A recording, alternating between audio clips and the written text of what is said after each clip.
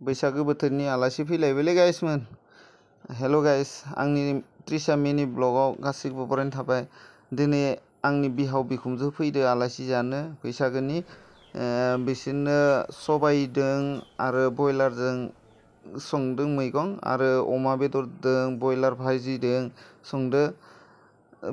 खायसे भिडिअखौ लास्लाबनो हादिया गाइसमोन। ओंखाम जानायखौ होखानो हाखाबाय। ओमफ्राय जोंनि बर'नि होनबाथ' जौ सेरेबा थायो, बेखौ गाज्रि मोननाङा गाइसमोना। एसे मान होबाय, बिहाव बिखुनजोफोरखौ मान खालामदों। बिखुनजो उदै आरो बिहाव उदैखौबो मान खालामदों, आबैखौबो मान खालामदों। Oh my God.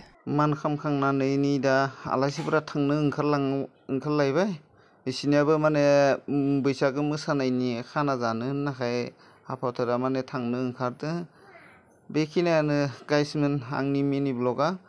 मायबाफोर गोरोन्थि जादोंबा निमाहा होबानो जाबाय आरो आंनि बे चेनेलखौ फल' आरो साबस्क्राइब आरो लाइक खालामबानो जाबाय गाइस।